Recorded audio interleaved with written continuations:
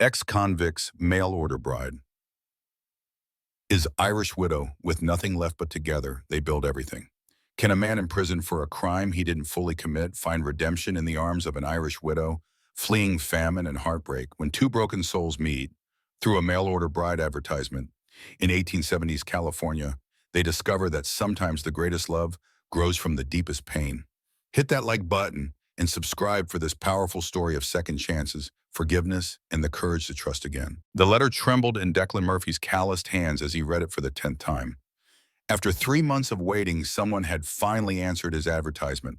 And not just anyone, but a woman who seemed to understand what it meant to need a second chance. Dear Mr. Murphy, the letter began in careful script. My name is Siobhan O'Brien, lately of County Cork, Ireland. I am a widow of 27 years, recently arrived in New York, with nothing to my name save determination and a willingness to work. Your advertisement spoke of needing someone patient and understanding. I offer both, along with strong hands and a stronger spirit. Declan sat on the porch of his half-built cabin, looking out over the 40 acres of California land he'd claimed after his release from San Quentin. 5 years. He'd served 5 years for a crime that had been part necessity, part accident, and entirely life-destroying. Now at 32, he was trying to build something from nothing. A ranch, a life, a future that didn't include the shadow of iron bars. The advertisement had been an act of desperate hope.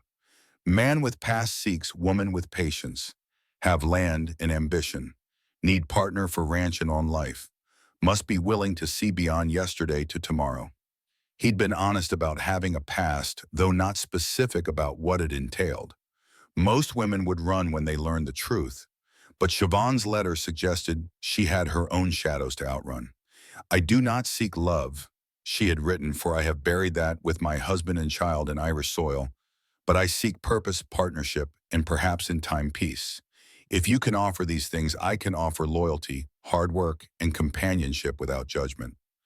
A husband and child both gone. Declan understood that kind of loss, though his was different.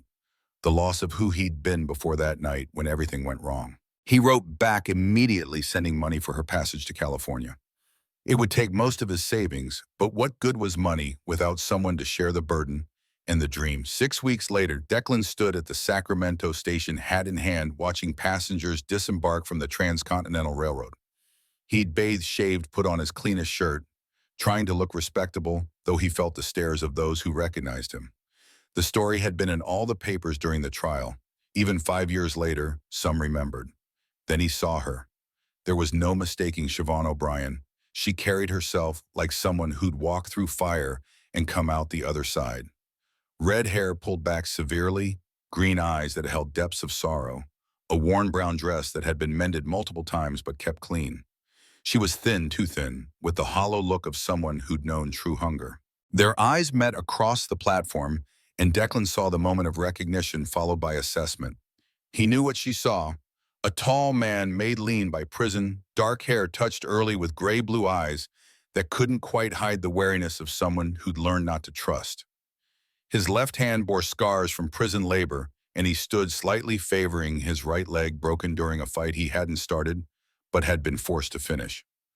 Mr. Murphy, her voice carried the musical lilt of Ireland, though roughened by hardship. Mrs. O'Brien, welcome to California. She studied him for a long moment, then nodded. You're honest, at least. Your letter said you had a past. I could see it in your eyes. Does it frighten you?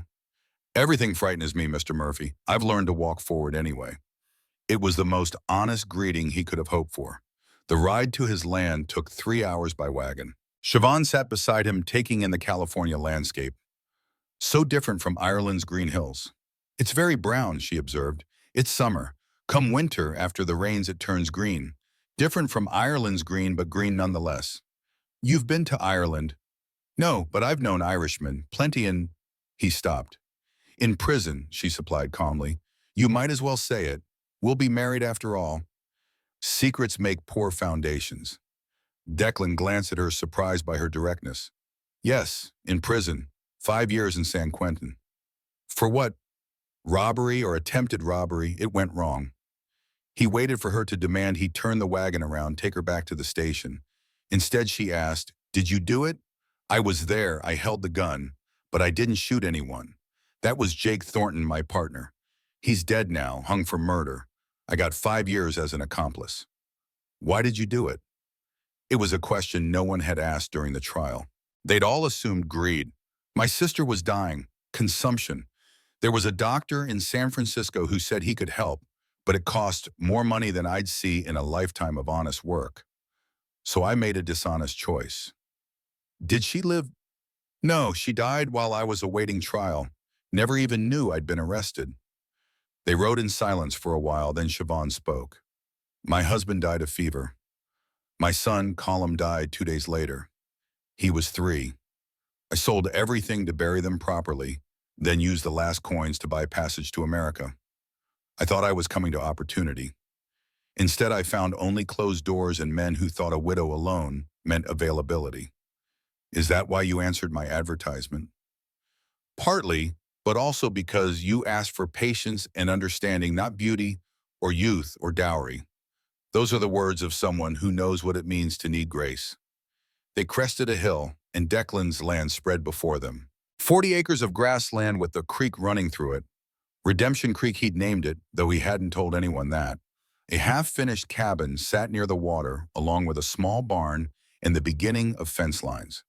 It's not much, he said, suddenly aware of how modest it must look to someone who traveled 3,000 miles to see it. It's possibility, Siobhan said softly. That's more than I had in New York. The cabin had 2 rooms, one main room with a stove and table, one smaller room with a bed. You'll take the bedroom, Declan said. I'll sleep in the barn until we decide on arrangements. We should marry soon, Siobhan said practically, for propriety if nothing else. Tomorrow, if you're willing, there's a justice of the peace in town. I'm willing. That evening, Declan prepared a simple meal. Beans, cornbread, preserved peaches he'd bought in anticipation of her arrival.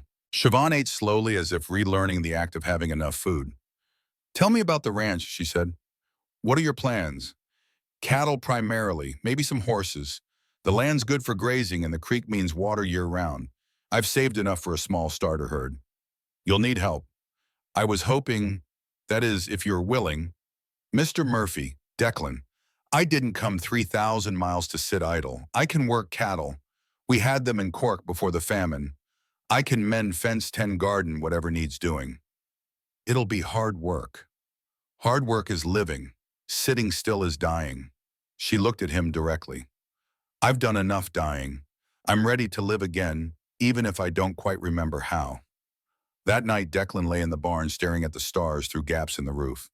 Inside the cabin, he could hear Siobhan moving about, settling in. It was strange having another person on his land after so much solitude. Strange but not unwelcome. The next morning, they rode to town. Declan had warned her about the reception they might receive. People know about my past. They might not be welcoming. Then we match, don't we? Siobhan had replied, pinning her hair up. An ex-convict and a famine Irish. We're what America is made of, whether they like it or not. The ceremony was brief witnessed by the justice's wife and his clerk. When it came time to kiss the bride, Declan leaned in carefully, barely brushing Siobhan's lips. She smelled of lavender soap, and her lips were softer than he'd expected. Well then, she said softly as they parted, we're married. We are. They stopped at the general store on the way home. Mr. Henderson, the proprietor, looked surprised to see Declan with a woman. This is my wife, Siobhan. Declan said the words feeling foreign but not unpleasant. Henderson's expression went through several changes before settling on cautious politeness. Mrs. Murphy, welcome to Cedar Valley. Siobhan nodded regally as if she were a queen greeting subjects rather than a penniless immigrant facing suspicious scrutiny. Thank you, Mr. Henderson. I'll be requiring supplies for a proper garden. Perhaps you could recommend what grows well here. Her dignity in the face of barely concealed hostility made Declan stand taller. This woman, his wife, had steel in her spine. Over the following weeks, they developed a rhythm. Declan worked on fencing while Siobhan established her garden. She had a gift with growing things, coaxing life from the California soil with the same determination she applied to everything. Evenings they ate together, gradually sharing more of their stories. Declan told her about growing up poor in Missouri, losing his parents young, raising his sister alone. Siobhan spoke of Ireland before the famine, when there was laughter and music before the potatoes turned black and the world ended. Do you miss it? Declan asked one evening. I miss who I was there, Siobhan replied. But that woman is gone, buried with her son. Maybe she's not buried. Maybe she's just sleeping. Siobhan looked at him across the table, candlelight softening her features. Maybe? Do you think we can wake the people we used to be? I don't know, but maybe we can become new people. Better people. Built on the foundations of who we were. Built on the ruins, Declan corrected. Sometimes ruins make the strongest foundations. A month into their marriage, trouble arrived in the form of Jake Thornton's brother Will. Declan was mending fence when he saw the rider approaching. He recognized the Thornton swagger even before he saw the face. Murphy, Will Thornton called out, not dismounting. Heard you got yourself a wife. What do you want, Will? Just paying a social call. Jake always said you had the money hidden somewhere. Figured now that you're playing house might be time to share. There's no money, never was. Jake said different before he hung. Jake lied about a lot of things, including who pulled that trigger. Will's hand moved toward his gun. You calling my brother a liar? I'm stating facts. The moment stretched taut. Then Siobhan appeared carrying Declan's rifle with the easy familiarity of someone who knew how to use it. You'll be leaving now, she said calmly to Will, and you'll not be coming back. Will looked between them, calculating odds. This isn't over, Murphy. It's been over for 5 years, Declan replied. Your brother's dead. I've paid my debt. Leave us be, say ye. After Will rode off, Siobhan lowered the rifle. Her hands were shaking. Thank you, Declan said. We're married. Your troubles are mine now. You didn't sign up for this kind of trouble. Didn't I? She looked at him with those green eyes that had seen too much. I knew what you were when I came, a man with a past, but you're also a man trying to build a future. That's worth defending. The first test of their partnership came with the autumn rains. The creek rose higher than Declan had expected, threatening to flood the cabin. Together they worked through the night, digging drainage channels, building barriers. Siobhan's skirts were soaked and muddy, her hands raw from shoveling, but she never complained. When dawn broke and the water receded, they stood exhausted but victorious. We did it, Siobhan said, a rare smile breaking across her face. We did. Declan agreed and impulsively pulled her into a hug. They both froze, suddenly aware of the intimacy. They'd been married 2 months but had maintained careful physical distance. Now pressed against each other, soaked and muddy and triumphant, something shifted. Siobhan pulled back first. We should get dry clothes. Yes, Declan agreed, but neither moved for a moment. That night, the sleeping arrangements changed. The barn roof had been damaged in the storm. You can't sleep in there, Siobhan said. You'll take fever. The floor by the stove is fine. Declan, she rarely used his first name. We're married. We're partners. The bed is large enough for 2 if we're careful. They lay side by side that night, careful not to touch, but aware of each other's every breath. Declan hadn't shared a bed with anyone since before prison. The warmth of another human nearby was both comforting and terrifying. Are you awake? Siobhan whispered in the darkness. Yes. I haven't slept beside anyone since Thomas died. Your husband? Yes, he was a good man, gentle, nothing like... She paused. Nothing like me. I was going to say nothing like the harshness of this world. But you're not harsh, Declan. You're just careful. Prison teaches caution. So does loss. They lay in silence, then Siobhan's hand found his across the space between them. Just fingertips touching, but it felt like a bridge between 2 islands. Winter brought unexpected prosperity. The cattle Declan had bought thrived on the good grazing land. Siobhan's garden had produced enough to sell vegetables in town, earning them extra money. They bought more stock, expanded the cabin, even added glass windows, a luxury Declan hadn't dared dream of. But prosperity brought attention. Will Thornton returned this time with 2 other men. You're doing well for a convict, Will observed, watching Declan load supplies onto the wagon in town. Hard work pays. So does crime if you do it right. Jake just partnered with the wrong man. Your brother partnered with desperation and whiskey. Both make poor advisors. You think you're better than us now? With your little Irish wife and your little ranch? Siobhan emerged from the general store. The only little thing here is your character, Mr. Thornton. Now move along before the sheriff takes interest. Will laughed unpleasantly. Sheriff Brennan, he's more interested in the bottom of a bottle than enforcing law. It was true, Sheriff Brennan was rarely sober past noon, but Will and his companions left anyway, though their parting looks promised future trouble. That evening, Declan made a decision. I'm teaching you to shoot. Properly. Siobhan had handled the rifle competently, but Declan wanted her prepared for real trouble.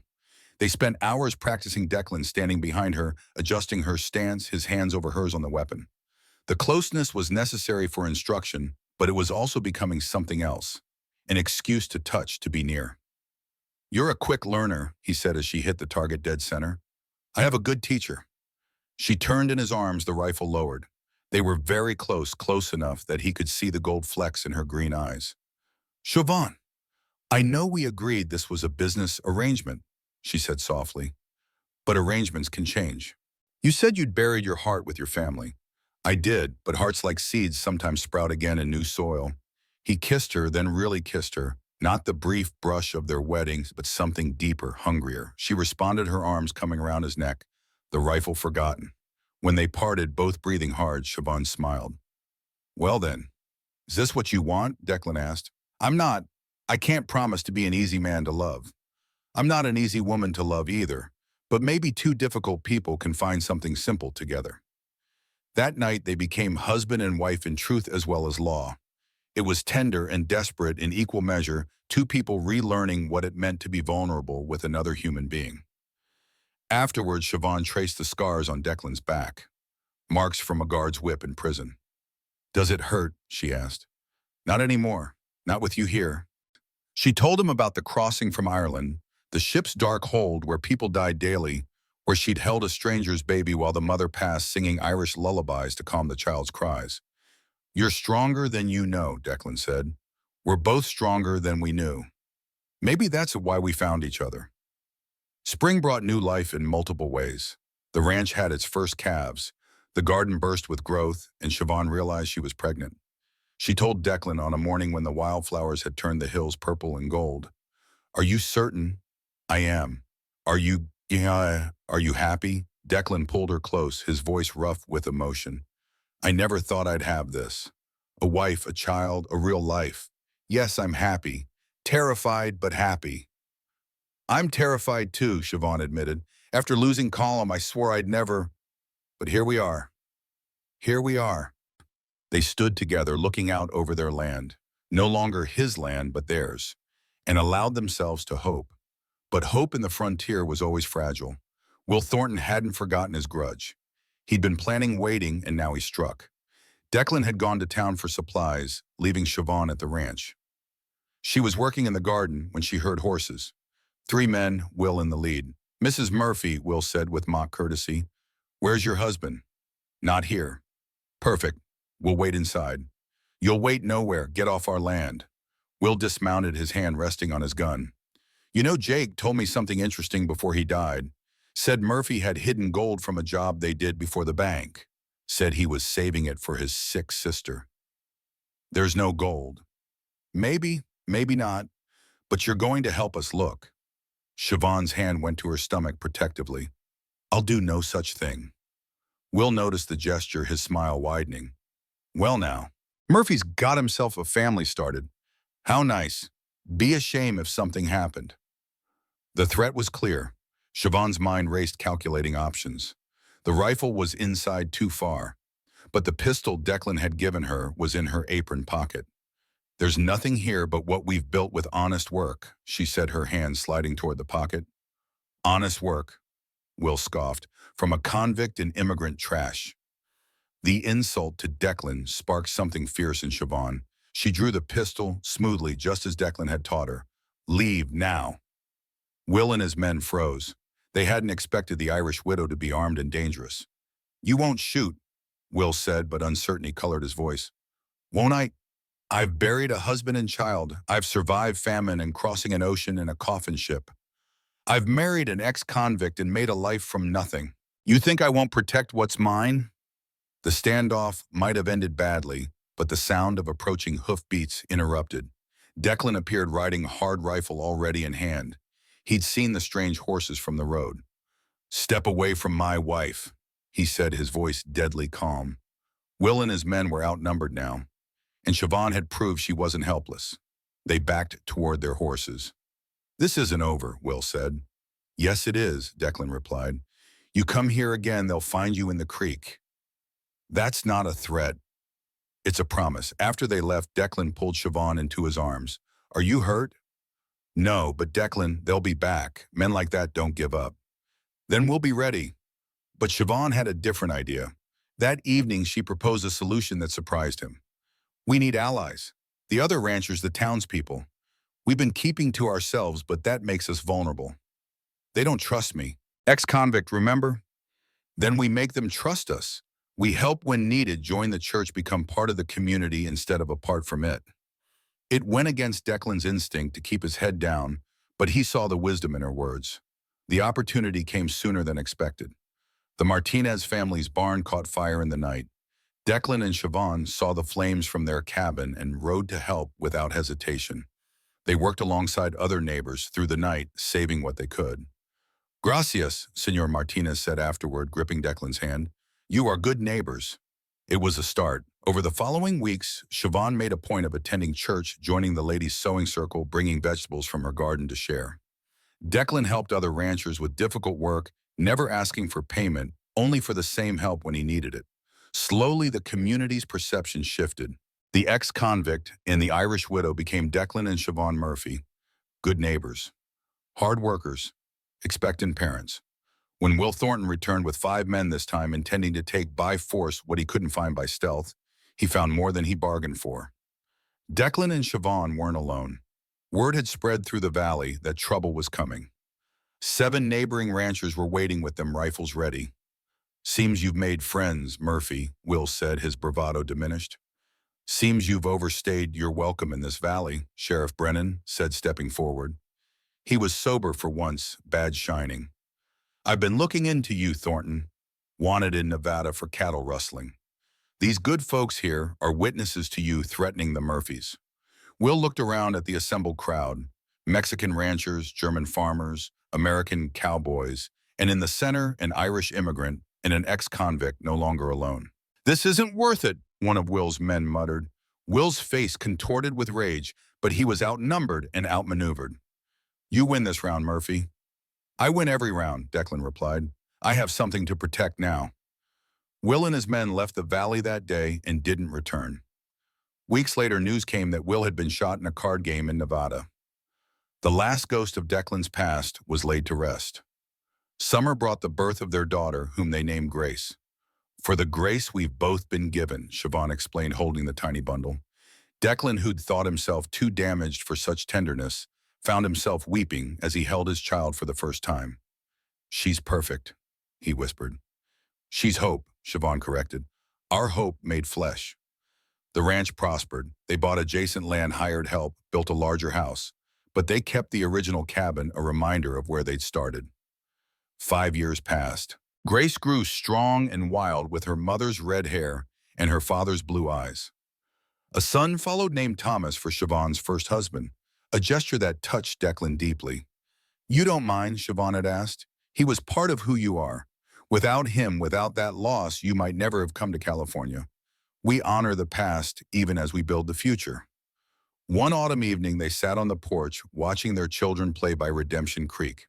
The ranch spread before them, 300 acres now, with 100 head of cattle and a dozen horses. Did you imagine this, Siobhan asked, when you placed that advertisement? I imagined survival. This is so much more. When I answered, I was just trying to escape New York. I never imagined I'd find home. Is that what this is, home? Siobhan took his hand, worn and calloused from shared work. Home is where your ghosts can rest, where your heart can heal, where your future grows from seeds planted in sorrow but watered with hope.